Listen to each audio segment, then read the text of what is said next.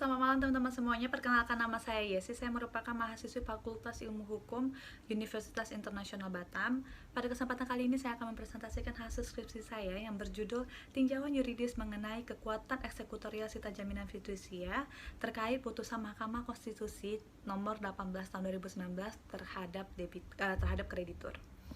Nah, di sini pertama kali yang akan saya bahas itu adalah pihak-pihak terkaitnya. Yang pertama itu adalah kreditur dan juga si debitur. Kreditur memberikan pinjaman dan memperoleh jaminan dari si debitur. Nah, si debitur memberikan jaminan dan memperoleh pinjaman dari si kreditur. Kemudian ada pihak penjamin, itu adalah kantor pendaftaran fidusianya. Jadi di sini jaminannya akan didaftarkan ke kantor pendaftaran fidusia dan akan keluar dalam bentuk akta fidusia yang kemudian nanti yang akan menjadi hak bagi si kreditur untuk mengeksekusi jaminannya atau menjual dengan melakukan pelelangan yang akan kita bahas nanti kemudiannya. Berikutnya kita akan membahas tentang jaminan. Jaminan dibagi menjadi dua kelompok besar, yaitu adalah jaminan umum dan juga jaminan khusus. Di jaminan umum ini terdapat dalam pasal 1131 dan juga 1132 BW. Kemudian jaminan khusus ini dibagi lagi menjadi dua kelompok, yaitu adalah jaminan perorangan dan juga jaminan kebendaan. Jaminan perorangan seperti yang kita ketahui itu adalah borto atau penanggungan perorangan. Contohnya misalnya si A dan si B. Si A dan si B ini adalah temenan ataupun kerabat ya. Kemudian si A ini mau melakukan pinjaman ke kreditur.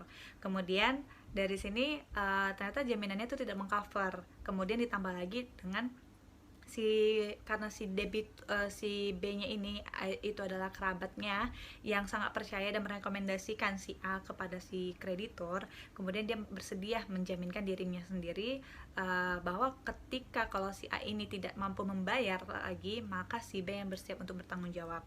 Nah, kemudian di sini ada jaminan kebendaan. Jaminan kebendaan dibagi lagi nih menjadi dua, yaitu benda tetap dan juga benda bergerak. Benda tetap itu ada tanah yang dimana perikatan jaminannya itu adalah menggunakan hak tanggungan. Nah, di sini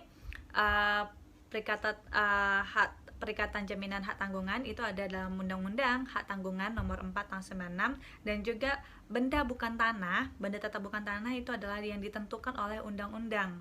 Nah, ini seperti kapal, yaitu jenis perikatannya itu ada menggunakan hipotek, akta hipotek yang ini ada dalam pasal 1162 BW. Kemudian ada benda bergerak yang akan kita bahas lagi dengan perikatan jaminannya itu adalah dengan menggunakan gadai. Gadai yaitu berarti jaminannya itu berarti ada di kreditur yang dikuasai oleh krediturnya, tapi kepemilikan itu tetap kepemilikan si debitur. Ini diatur dalam pasal 1152 sampai 1158 BW. Kemudian jenis perikatan menggunakan jaminan fidusia itu adalah contohnya misalnya benda yang bisa dipindah tangankan seperti mobil, motor, ataupun tanah tapi dia yang sertifikatnya belum diterbitkan atau belum diurus. Nah, itu kan berarti masih bisa berpindah pindah tangan kan, berarti dia menggunakan fidusia.